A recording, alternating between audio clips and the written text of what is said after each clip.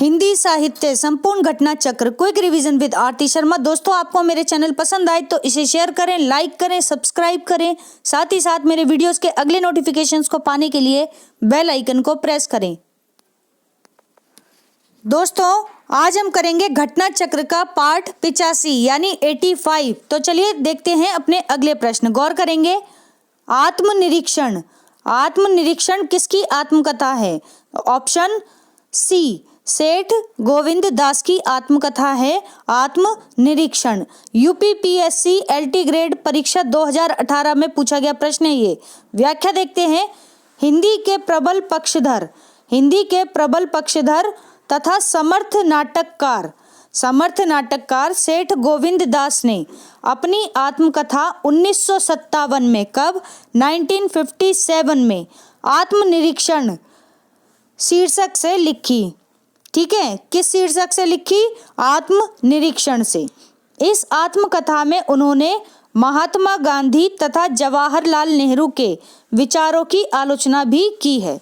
ठीक है, तो महात्मा गांधी, जवाहरलाल नेहरू, अगर आपको याद हो तो ये वो समय है जिस समय हमें आज़ादी प्राप्त हो चुकी थी, यानी कि 1947 में हमारा देश आज़ाद हुआ था और ये 1957 की बात है। ठीक है, तो उस समय ये सभी लोग मौजूद थे। ठीक है, तो इसलिए कहा जा रहा है कि महात्मा गांधी तथा जवाहरलाल नेहरू के विचारों की आलोचना भी की है।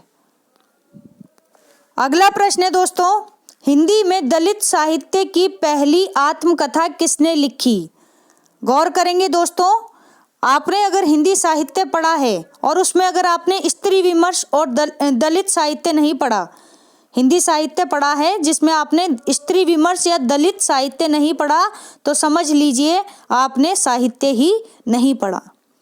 ठीक है, तो दलित साहित्य अपने आप में बेहतरीन साहित्य है, जहां पहुंचकर आप समझेंगे कि लोगों ने कितनी प्रताड़ना सही है, निम्न वर्ग के लोगों ने। ठीक है, तो जो कि नहीं होनी चाहिए, है ना। समाज में भेदभाव नहीं होना चाहिए, सभी लोग समान होने चाहिए। ठीक है, तो देखते हैं ऑप्शन बी, मोहनदास नैमिषारण्य। मोहनदास नैमिषारण्य ने हिंदी में दलित साहित्य की पहली आत्मकथा लिखी। व्याख्या देखेंगे। हिंदी में दलित साहित्य की पहली आत्मकथा मोहनदास नैमिषारण्य द्वारा रचित अपने अपने पिंजरे 1995 में आई आत्मकथा है।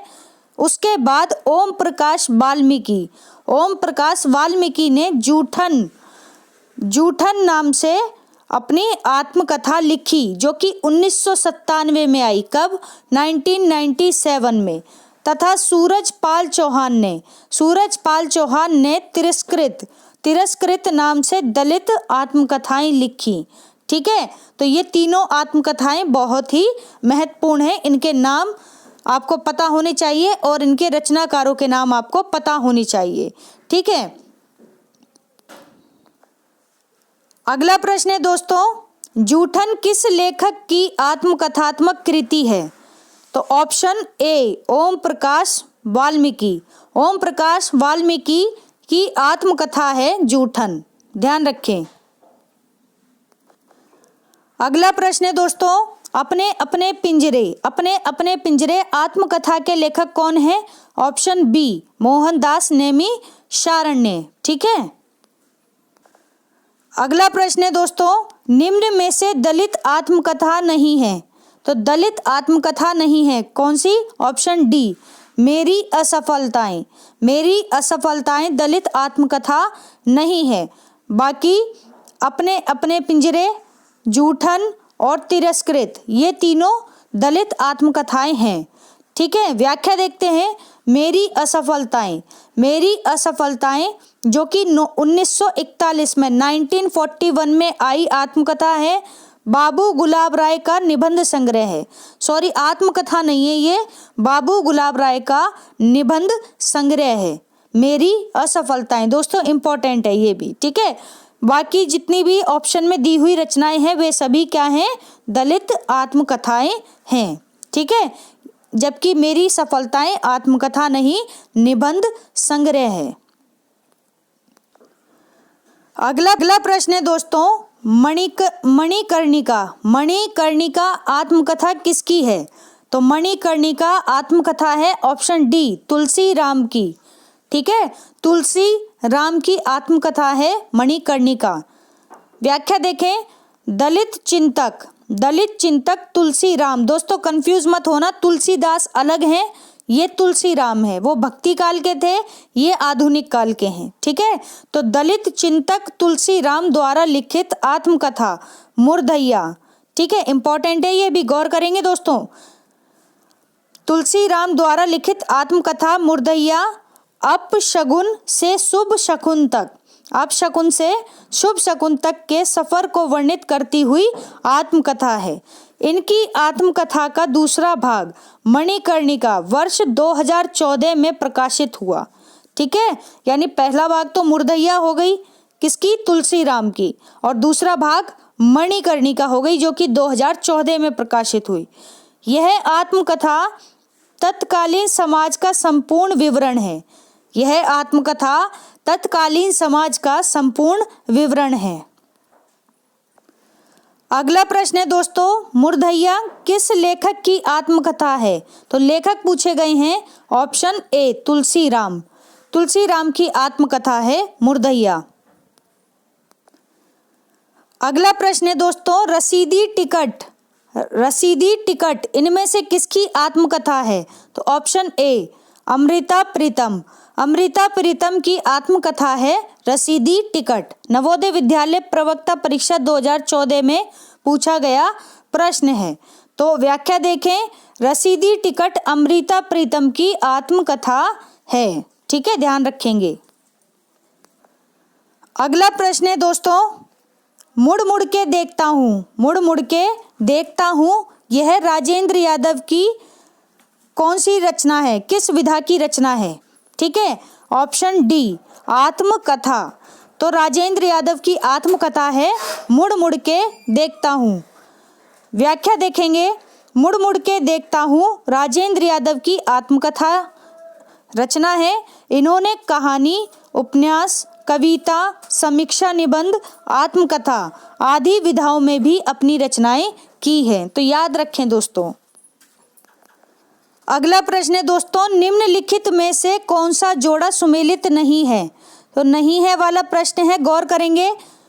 यहाँ पर आत्मकथाएं हैं और इधर लेखक हैं। ठीक है, तो गौर करेंगे, जरा फिर से देखें, पढ़ते हैं। तो हमें नहीं है वाला प्रश्न छांटना है, गौर करेंगे।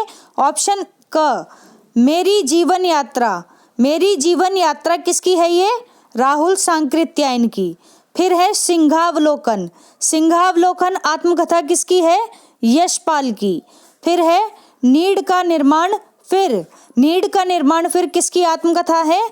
हरिवंश राय बच्चन की आत्मकथा है नीड़ का निर्माण फिर। इसके बाद है दोस्तों बसेरे से दूर किसकी आत्मकथा है? अज्ञे। ठीक है, तो ये आपको ऑप्शन में दी गई हैं, जो नहीं है वो बताना है। तो देखते हैं ऑप्शन डी केवल घा यानी बसेरे से दूर, जो कि अज्ञे की आत्मकथा नहीं है। ठीक है, अज्ञे की आत्मकथा नहीं है बसेरे से दूर। बाकी मेरी जीवन यात्रा राहुल सांकृत्यायन की, सिंहावलोकन यशपाल की आत्मकथा है, और नीड़ का निर्माण फिर हरिवंश राय बच्चन की आत्मकथा है। व्याख्या देखते हैं दोस्तों, बसेरे से दूर जो कि 1977 यानी 1977 में आई आत्मकथा है, और किसकी आत्मकथा है? ये हरिवंश राय बच्चन की आत्मकथा है। ठीक है, ध्यान रखें, बसेरे से दूर और नीड़ का निर्माण फिर, ये दोनों ही आत्मकथाएं किसकी हैं? हरिवंश राय बच्चन की आत्मकथा हैं। ठीक है, अगला प्रश्न है दोस्तों, रामविलास शर्मा की आत्मकथा अपनी धरती अपने लोग कितने खंडों में विभक्त है? तो ऑप्शन बी 3 खंडों में विभक्त है। अपनी धरती अपने लोग आत्मकथा। टीजीटी परीक्षा 2010 में पूछा गया प्रश्न है ये। तो दोस्तों गौर करेंगे, रामविलास शर्मा कृत आत्मकथा अपनी धरती अपने लोग 3 खंडों में विभक्त हैं, जो 1996 में प्रकाशित हुई। 1996 में प्रकाशित हुई। इनकी प्रमुख आत्मकथा घर की बात भी है। ठीक है, ध्यान रखें, रामविलास शर्मा की अन्य आत्मकथा है घर की बात। ठीक है, बाकी अपनी धरती अपने लोग तो इनकी आत्मकथा है ही, जो कि 1996 में आई। अगला प्रश्न है दोस्तों, सिंहावलोकन किसकी आत्मकथा है? तो ऑप्शन बी, यशपाल की आत्मकथा है सिंहावलोकन। ठीक है, व्याख्या देखते हैं। यशपाल की आत्मकथा सिंहावलोकन 3 भागों में प्रकाशित हुई, जिसका प्रथम भाग 1951 में, द्वितीय भाग 1952 में और तृतीय भाग 1955 में प्रकाशित हुआ। ठीक है, तो ध्यान रखें, यशपाल की आत्मकथा क्या है? सिंहावलोकन। ठीक है, इसके 3 भाग आए, एक 1951, दूसरा 1952, तीसरा 1955 में। ठीक है, अगला प्रश्न है दोस्तों, मेरा जीवन प्रभा किसकी आत्मकथा है? तो ऑप्शन बी, वियोगी हरि की आत्मकथा है मेरा जीवन प्रभा। ठीक है, व्याख्या देखते हैं। वियोगी हरि की आत्मकथा मेरा जीवन प्रभा 1948 में प्रकाशित हुई, जिसमें समाज के निम्न वर्ग का मार्मिक वर्णन है। किसमें? वियोगी हरि की आत्मकथा मेरा जीवन प्रभा में। ठीक है, अगला प्रश्न है दोस्तों, हरिवंश राय बच्चन की आत्मकथा कितने भाग में प्रकाशित है? ठीक है, तो हरिवंश राय बच्चन की आत्मकथा प्रकाशित है 4 भागों में। ऑप्शन डी, 4 भागों में। ठीक है, व्याख्या देखते हैं, गौर करेंगे। हिंदी के लोकप्रिय कवि हरिवंश राय बच्चन की आत्मकथा 4 खंडों में प्रकाशित है। कितने खंडों में? 4 खंडों में प्रकाशित है। कौन कौन से 4 खंड हैं? गौर करेंगे। सबसे पहले है क्या भूलूं क्या याद करूं, जो कि 1969 ईस्वी में आई, 1969 ईस्वी में आई आत्मकथा है। फिर है दोस्तों नीड का निर्माण फिर 1970 ईस्वी में आई आत्मकथा है इनकी दूसरी। फिर है दोस्तों आत्मकथा का दूसरा भाग है। फिर है दोस्तों बसेरे से दूर 1977 में, 1977 ईस्वी में आई। ठीक है, तीसरा भाग। फिर है चौथा भाग 10 द्वार से सोपान तक 1985 ईस्वी में आई, 1985 में। तो दोस्तों ये 4 महत्वपूर्ण भाग हैं हरिवंश राय बच्चन जी की आत्मकथा के, और ये क्रम वाले प्रश्न में जरूर पूछी जाती हैं। क्रमानुसार लगाइए, इस तरह से प्रश्न आता है, तो ध्यान रखें दोस्तों। ठीक है, आप इनकी रचनाएं और इनका समय जरूर याद रखें। अगला प्रश्न है दोस्तों, क्या भूलूं क्या याद करूं किसकी आत्मकथा है? तो अभी हमने पढ़ा हरिवंश राय बच्चन की आत्मकथा है क्या भूलूं क्या याद करूं। अगला प्रश्न है दोस्तों, डॉक्टर हरिवंश राय बच्चन। अच्छा, आपको एक महत्वपूर्ण बात यहाँ पे बता देना जरूरी है। हरिवंश राय बच्चन को हालावाद के प्रवर्तक के रूप में भी जाना जाता है। ठीक है, ध्यान रखेंगे। पढ़ते हैं प्रश्न। डॉक्टर हरिवंश राय बच्चन की कृति क्या भूलूं क्या याद करूं किस विधा में लिखी गई एक प्रतिनिधि गद्य कृति है? तो विधा पूछी गई है, तो कैसी विधा है? आत्मकथा है। ठीक है, ध्यान रखेंगे। अगला प्रश्न है दोस्तों, मेरी जीवन यात्रा किसकी आत्मकथा है? तो ऑप्शन सी, राहुल सांकृत्यायन की आत्मकथा है मेरी जीवन यात्रा। ठीक है, व्याख्या देखें। मेरी जीवन यात्रा 1946 ईस्वी में आई। कब? 1946 ईस्वी में। याद करें, ये वो समय है जब हम आज़ादी के लिए जूझ रहे थे, यानी 1947 से 1 वर्ष पहले की बात है ये। तो मेरी जीवन यात्रा, ठीक है। राहुल सांकृत्यायन की आत्मकथा है। किसकी है? राहुल सांकृत्यायन की। इसको उन्होंने 5 खंडों में प्रस्तुत किया है। तो कितने खंडों में है ये? 5 खंडों में इनकी आत्मकथा है, ठीक है। अगला प्रश्न है दोस्तों, गौर करेंगे। कस्तूरी कुंडल बसई, कस्तूरी कुंडल बसई आत्मकथा किसकी है? तो ऑप्शन बी, मैत्री पुष्पा की। मैत्री पुष्पा की आत्मकथा है कस्तूरी कुंडल बसई, ठीक है। पीजीटी परीक्षा 2005 में पूछा गया प्रश्न है ये। गौर करेंगे व्याख्या पर। कस्तूरी कुंडल बसई, कस्तूरी कुंडल बसई 2002 में आई आत्मकथा है। मैत्री पुष्पाकृत आत्मकथा है। कौन है इसकी रचनाकार? मैत्रेयी पुष्पा। शीला झुनझुनवाला, शीला झुनझुनवाला कृत आत्मकथा कौन सी? कुछ कही कुछ अनकही, कुछ कही कुछ अनकही। फिर है कुसुम अंचल कृत आत्मकथा। तो देखो, शीला झुनझुनवाला की आत्मकथा कौन सी है? कुछ कही कुछ अनकही। इसके बाद है कुसुम अंचल। कुसुम अंचल की आत्मकथा है जो कहा नहीं गया, जो कहा नहीं गया। 1996 में आई इनकी आत्मकथा है। फिर है गोपाल प्रसाद व्यास, गोपाल प्रसाद व्यास, इनकी आत्मकथा है दोस्तों कहो व्यास कैसी कही, कहो व्यास कैसी कही, जो कि 1995 में आई इनकी आत्मकथा है। तो ध्यान रखें, कस्तूरी कुंडल बसई किसकी है? ये मैत्रेयी पुष्पा की आत्मकथा है, बहुत इंपॉर्टेंट है। अगला प्रश्न है दोस्तों, निम्नलिखित आत्मकथाएं और उनके लेखकों में से कौन सा युग्म सही है? तो देखो, सही है युग्म पूछा जा रहा है, तो गौर करेंगे।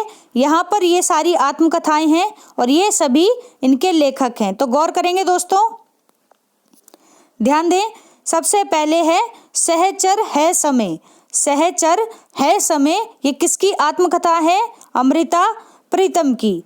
फिर है कस्तूरी कुंडल बसई, कस्तूरी कुंडल बसई किसकी आत्मकथा है दोस्तों? प्रभा खेतान की, ऐसा प्रश्न में कहा जा रहा है, ठीक है। फिर है टुकड़े टुकड़े दास्तान, ये किसकी? अमृत लाल नागर की, ठीक है। फिर है ऑप्शन डी, घर की बात, चतुर्सेन शास्त्री की आत्मकथा है, ऐसा प्रश्न में कहा जा रहा है, जबकि ये सभी बातें गलत हैं। सिर्फ इसमें जो सही ऑप्शन है वो कौन सा है दोस्तों? ऑप्शन सी, टुकड़े टुकड़े दास्तान। टुकड़े टुकड़े दास्तान अमृत लाल नागर की आत्मकथा है। इसके अलावा सभी आत्मकथाएं और उनके रचनाकार गलत हैं, ठीक है, ध्यान रखें। तो सही क्या है? टुकड़े टुकड़े दास्तान, ध्यान रखें, अमृतलाल नागर। व्याख्या पर गौर करें। विकल्प सी का युग्म सही है। सहचर है समय, सहचर है समय के लेखक रामदरस मिश्र हैं। कौन? रामदरस मिश्र। फिर है कस्तूरी कुंडल बसई, कस्तूरी कुंडल बसई की लेखिका कौन है? मैत्रेयी पुष्पा। फिर है घर की बात, घर की बात के लेखक हैं गुरु दत्त, ठीक है। तो ध्यान रखें, प्रश्न को इस तरह से भी आपसे पूछा जा सकता है। तो दोस्तों, हमारा आज का ये वीडियो यहीं समाप्त होता है। Thanks for watching. अगर आपको मेरे वीडियोस पसंद आ रहे हैं तो इन्हें शेयर करें, लाइक करें, मेरे चैनल को सब्सक्राइब करें। साथ ही साथ मेरे अगले वीडियोस के नोटिफिकेशंस को पाने के लिए बेल आइकन को प्रेस करें। धन्यवाद दोस्तों।